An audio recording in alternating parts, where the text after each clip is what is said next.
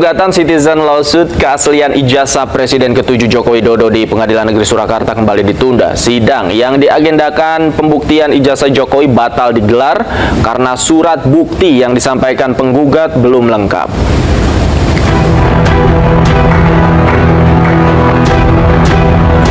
Majelis Hakim Pengadilan Negeri Surakarta menunda sidang citizen lawsuit keaslian ijazah Presiden ke-7 Joko Widodo. Sidang yang diagendakan pembuktian dari masing-masing pihak batal digelar karena bukti yang disampaikan belum lengkap.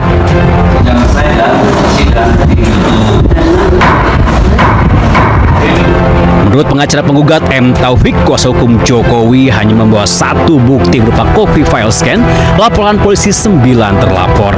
Tidak pernah di dalam persidangan hari ini, dan tadi majelis hakim mengatakan kalau sampai tanggal 13 tidak bisa menunjukkan bukti tambahan, artinya memang tidak pernah ada ijazah yang dihadirkan di persidangan. Ya. Sementara itu, kuasa hukum Jokowi telah mengajukan permohonan pinjam pakai barang bukti ijazah Jokowi yang saat ini berada di penyidik Polda Metro Jaya. Intinya bahwa ijazah asli Pak Jokowi, baik itu ijazah sarjana Fakultas Kehutanan UGM, ya, Kehutanan UGM maupun SMA Negeri 6 Surakarta, aslinya itu ada di bawah kekuasaan Polda Metro yang telah diserahkan oleh Pak Jokowi pada tanggal 23 Juli. Majelis Hakim menunda sidang hingga 13 Januari 2026. Majelis Hakim juga memberikan kesempatan kepada tergugat maupun penggugat untuk melengkapi bukti surat yang diserahkan. Dari Surakarta, Jawa Tengah, Septiantoro, iNews melaporkan. Partai Demokrat laporkan sejumlah akun media sosial ke Polda Metro Jaya. Keempat media sosial itu diduga unggah kabar bohong tentang SBY yang terlibat dalam isu ijazah palsu Joko Widodo.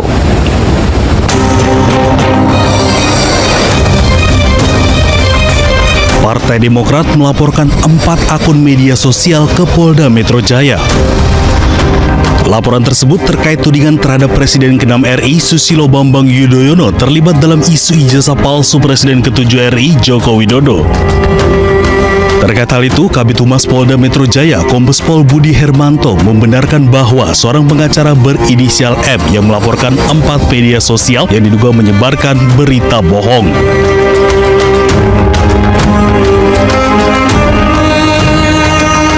Sementara itu, ada laporan dibuat 5 Januari 2026 sekitar pukul 23.16 waktu Indonesia Barat, kini tengah ditangani Direktorat Reserse Cyber Polda Metro Jaya. Dari tim liputan iNews melaporkan. Pasca tudingan kepada Presiden ke-6 Susilo Bambang Yudhoyono terlibat dalam isu ijazah palsu Presiden ke-7 Joko Widodo, Partai Demokrat resmi melaporkan 4 akun media sosial ke Polda Metro Jaya.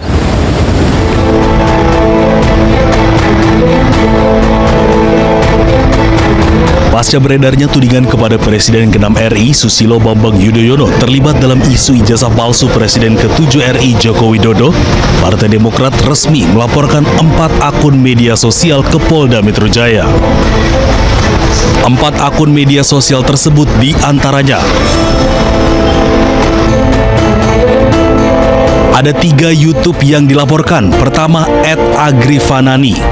Kedua, @bangboyytn. Ketiga, @kajian_online. Sementara ada 1 akun TikTok yang dilaporkan, yakni @sudirowibudiusmp.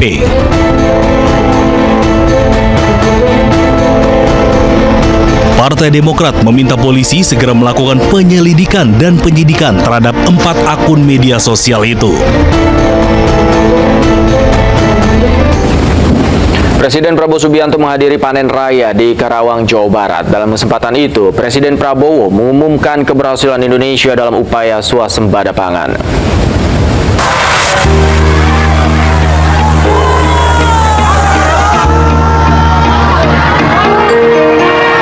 Presiden Prabowo Subianto menghadiri panen raya di Karawang, Jawa Barat, Rabu siang. Dalam kesempatan ini, Presiden meresmikan keberhasilan Indonesia dalam upaya swasembada pangan. Produksi beras nasional melonjak tajam sepanjang 2025 hingga menembus 34,71 juta ton.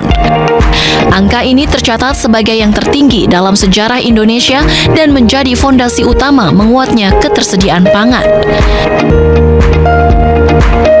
Presiden juga menyampaikan kebanggaannya terhadap kondisi cadangan beras di gudang-gudang pemerintah, tercatat sebagai yang tertinggi sepanjang sejarah Republik Indonesia, yakni 3 juta ton.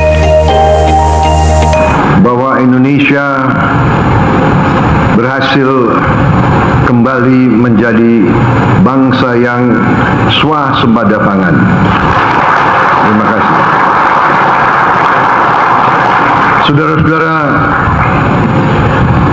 saya selalu mengatakan di mana-mana bahwa bangsa Indonesia harus sungguh-sungguh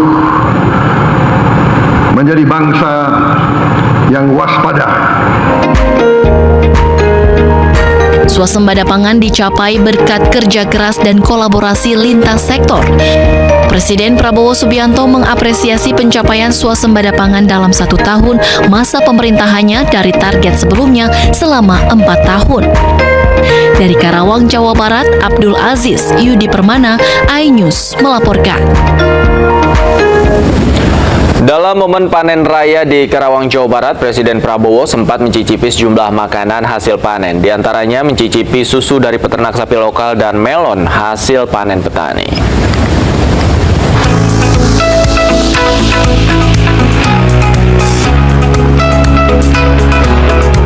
Presiden Republik Indonesia Prabowo Subianto yang didampingi Menteri Pertanian Andi Amran Sulaiman dan Menko Bidang Pangan Zulkifli Hasan mencicipi segelas susu dari hasil olahan peternak. Sambil menikmati susu, Prabowo juga berbincang dengan sejumlah peternak. Momen itu berlangsung saat acara panen raya dan pengumuman swasembada pangan di Cilebar, Kabupaten Karawang, Jawa Barat. Selain mencicipi susu sapi lokal, Prabowo juga mencicipi hasil panen Betawi yakni buah melon. Prabowo tampak menikmati potongan buah melon di gerai petani buah-buahan.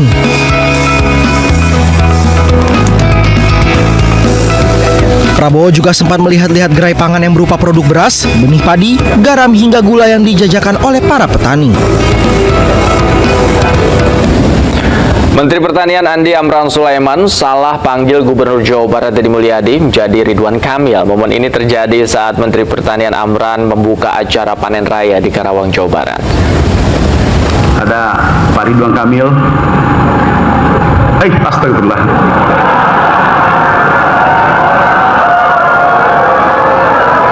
Ini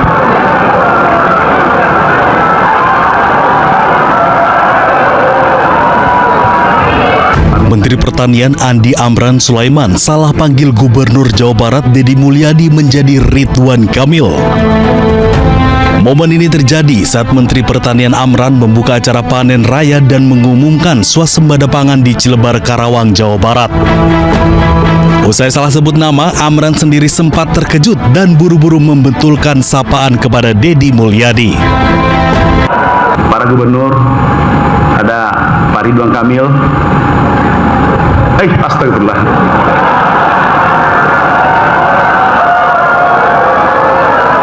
Ini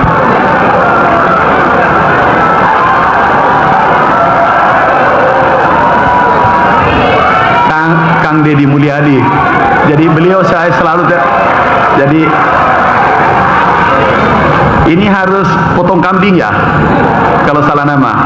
Maaf Pak Gubernur, sahabatku sering telepon-teleponan, Pak Mentan, ada irigasi, saya sangat dekat beliau. Nanti bantuan ada. Salah sebut nama Gubernur Jawa Barat dibalas riuh oleh hadirin yang hadir dan tawa dari Gubernur Jawa Barat Deddy Mulyadi. Amran pun meminta maaf atas kehilafannya dan melanjutkan sambutannya yang memuji para menteri hingga kepala lembaga yang telah membantu mewujudkan target swasembada pangan di Indonesia. Tim Liputan iNews melaporkan.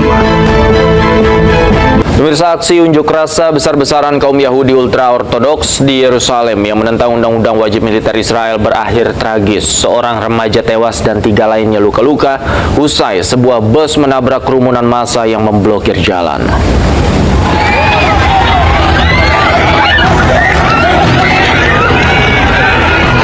Sebuah bus dilaporkan menabrak kerumunan pengunjuk rasa di kawasan ultra-ortodoks Yerusalem. Bus tersebut sempat menabrak 3 pejalan kaki sebelum akhirnya melindas seorang remaja laki-laki berusia 18 tahun. Korban dilaporkan terjebak di bawah kendaraan dan mengalami luka parah. Para medis menyatakan korban meninggal dunia di lokasi kejadian, sementara 3 remaja lainnya mengalami luka ringan dan telah mendapatkan perawatan medis. Sebelumnya, aksi yang diikuti ribuan pengunjuk rasa ini awalnya berlangsung sebagai protes terhadap rencana pemerintah Israel yang mewajibkan kaum Yahudi ultra-ortodoks mengikuti dinas militer. Namun situasi kemudian berubah ricuh. Kepolisian menyebut sekelompok orang memblokir lalu lintas, merusak bus, membakar tempat sampah, serta menyerang petugas dan jurnalis di lokasi demonstrasi. Isu wajib militer bagi kaum religius merupakan masalah sensitif yang mengancam stabilitas pemerintahan Perdana Menteri Israel Benjamin Netanyahu. Netanyahu kini berada di posisi sulit. Di satu sisi didesak oposisi untuk menambah personel militer, sementara di sisi lain partai-partai ultra-ortodoks yang menjadi sekutu utamanya mengancam akan runtuhkan koalisi jika undang-undang wajib militer disahkan. Pasukan militer Israel menyergap Universitas Birzeit di tepi barat Palestina dan menembaki mahasiswa dengan peluru tajam. Sedikitnya 3 mahasiswa Palestina terluka dan puluhan lainnya sesak napas akibat gas air mata. The university has turned into a war zone. Israeli forces are now raiding it. No one can go in and out from the university. It's all surrounded. Seems that he's aiming to shoot. They're now shooting live bullets. Pasukan militer Israel melakukan penggerebekan terhadap gedung kampus Universitas Birzeit di tepi barat Palestina saat 8.000 mahasiswa berada di dalam area kampus. Dalam penggerebekan tersebut, tentara Israel merusak gerbang utama dan memasuki sejumlah gedung serta fakultas. Pasukan Israel juga melepaskan tembakan peluru tajam, gas air mata, dan granat kejut saat memasuki kawasan kampus dan memicu kepanikan di kalangan mahasiswa serta tenaga pendidik. Tim medis melaporkan ada 3 mahasiswa yang mengalami luka tembak di bagian kaki dan 2 mahasiswa terluka setelah terjatuh saat berusaha menyelamatkan diri. Sementara itu, puluhan mahasiswa dan staf kampus dilaporkan mengalami gangguan pernapasan akibat paparan gas air mata. Dalam penggerebekan tersebut, Wakil Rektor Bidang Akademik Universitas Birzeit, Asef Khalil, turut ditahan oleh tentara Israel. Kementerian Pendidikan dan Pendidikan Tinggi Palestina pun mengecam keras aksi penggerebekan di kampus dan menilainya sebagai pelanggaran serius terhadap hukum internasional yang melindungi institusi pendidikan dan hak atas pendidikan. Warga Palestina di jalur Gaza Selatan kembali berduka. 4 warga termasuk seorang anak tewas dalam serangan terbaru Israel di Khan Yunis.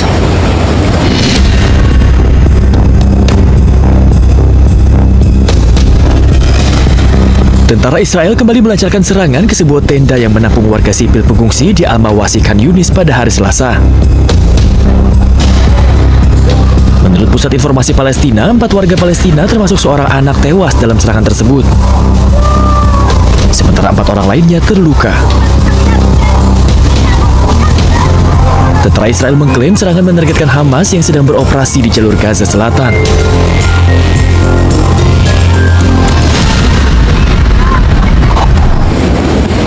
Langgar gencatan senjata, tentara Israel kembali melancarkan serangan ke Lebanon. 2 orang terluka.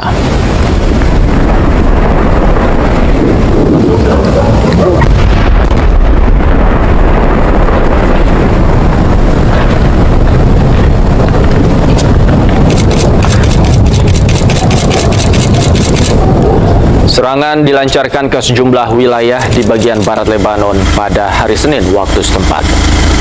Rekaman yang diambil dari Anan menunjukkan sebuah ledakan yang diikuti oleh kebakaran. Sedikitnya 2 orang terluka dalam serangan di lokasi-lokasi yang diklaim Israel sebagai bangunan milik Hizbullah dan Hamas. Israel telah melakukan banyak serangan di Lebanon sejak perjanjian gencatan senjata dengan Hizbullah mulai berlaku pada 27 November 2024.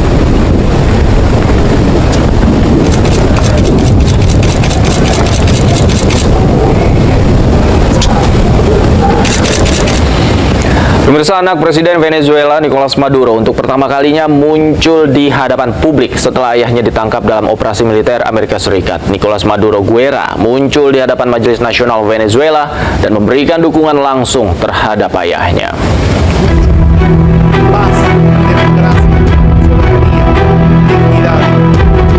Dalam pidatonya di hadapan Majelis Nasional Venezuela, Maduro Guerra mengucapkan terima kasih kepada rakyat Venezuela atas dukungan mereka terhadap ayahnya Nicolas Maduro. Dirinya pun terakhir mengecam penangkapan ayahnya dan menyebut tindakan Amerika sebagai pelanggaran hukum internasional yang mengancam stabilitas global. Ia pun mengajak seluruh rakyat Venezuela berjuang untuk kebebasan ayahnya, Presiden Nicolas Maduro, dan anggota parlemen Cilia Flores yang tidak lain merupakan ibunya yang juga turut ditangkap. Dalam pidatonya, ia juga secara terbuka mendukung Presiden sementara Delcy Rodriguez yang dilantik menggantikan ayahnya. Anggota parlemen Venezuela juga menyerukan perjuangan serta menyatakan prioritas utama ialah pembebasan para pemimpin yang diculik dan para tawanan perang yang ditangkap dalam operasi militer Amerika di Venezuela yang dianggap sebagai pelanggaran kedaulatan negara. Operasi militer Amerika ke Venezuela menuai kecaman luas di seluruh dunia. Gelombang protes atas penangkapan Nicolas Maduro pun meluas hingga ke Brasil dan India dan negara-negara di Eropa.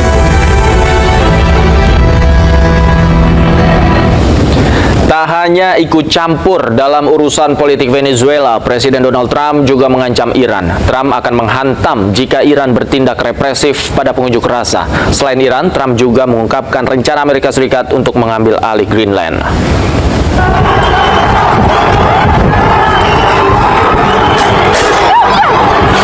Unjuk rasa yang terjadi di Teheran, Iran tak lepas dari sorotan Amerika Serikat. Presiden Amerika Serikat Donald Trump mengancam Iran terkait gelombang unjuk rasa yang berlangsung akibat krisis ekonomi. Trump mengatakan akan merespon Iran jika aparat Iran bersikap represif pada pengunjuk rasa, apalagi jika ada pengunjuk rasa yang tewas. Killed in Iran. You said we were locked and loaded, ready to go. What is the line there for when the U.S. is going to get involved in those protests? We'll take a look. We're watching it very closely. If they start killing people like they have in the past, I think they're going to get hit very hard by the United States.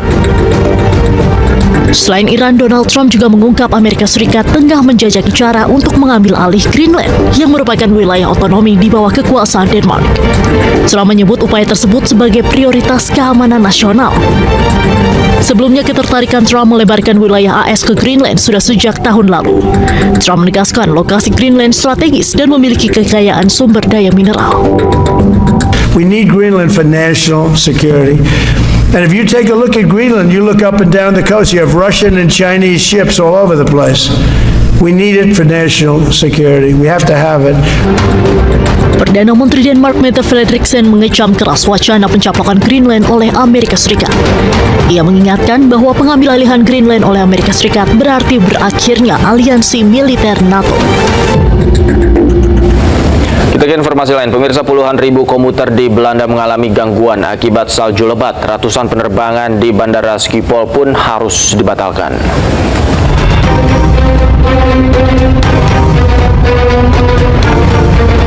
Puluhan ribu komuter Belanda menghadapi gangguan perjalanan yang parah karena hujan salju lebat dan suhu beku. Situasi ini memaksa pembatalan penerbangan dan penundaan lalu lintas kereta api dan jalan raya untuk hari keempat. Para penumpang harus menunggu di stasiun dengan kereta yang terparkir dan layar bertuliskan tidak ada layanan. Hal serupa juga terlihat di halte bus di seluruh kota. Para penumpang pesawat terus mengalami perubahan rencana perjalanan karena Bandara Schiphol Amsterdam membatalkan hampir 500 penerbangan pada Senin pagi dan menutup sementara akses masuk bagi penumpang. Pembatalan ratusan penerbangan ini terjadi setiap hari sejak Jumat karena salju dan es masih terus berlanjut. Institut Meteorologi Kerajaan Belanda mengeluarkan peringatan kode oranye untuk beberapa provinsi, memperkirakan akan terjadi hujan salju lebih lanjut dan memperingatkan kondisi perjalanan yang berbahaya sepanjang minggu.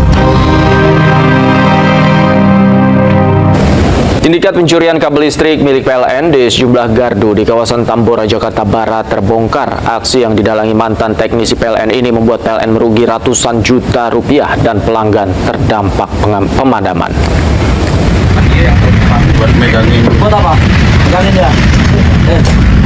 Tim Buru Sergap Unit Reskrim Polsek Tambora, Jakarta Barat meringkus 2 pencuri kabel listrik milik PLN di sejumlah gardu kawasan Tambora. Saat digeledah, ditemukan sejumlah perkakas yang digunakan saat pelaku bernama Ari dan Ngadiono beraksi.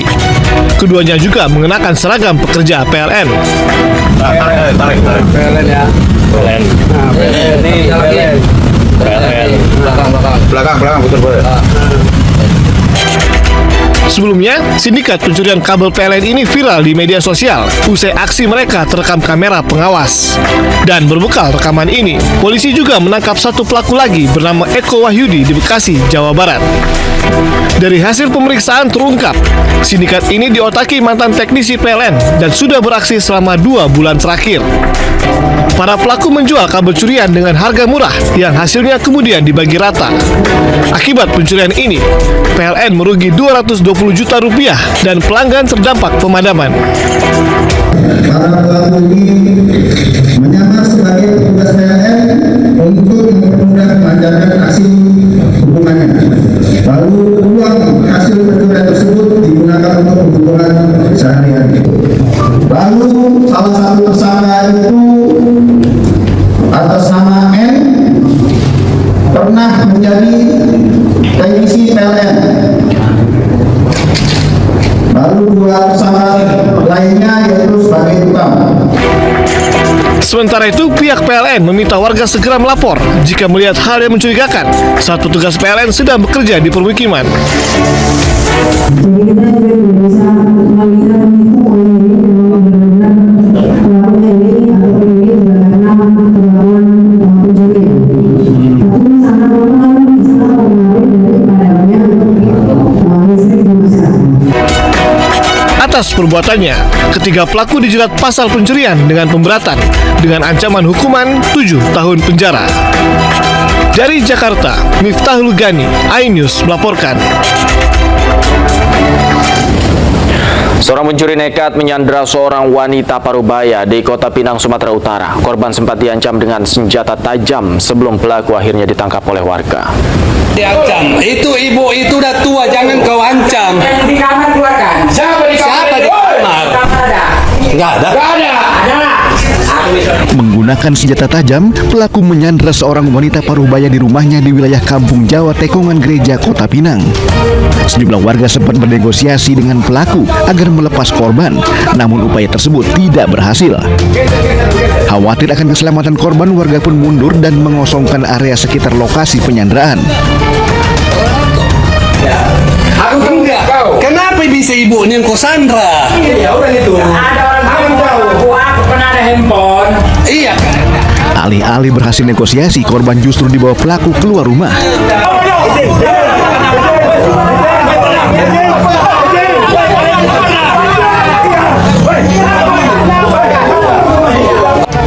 Namun saat pelaku lengah, warga berhasil menangkapnya. Warga yang geram sempat mengeroyok pelaku, beruntung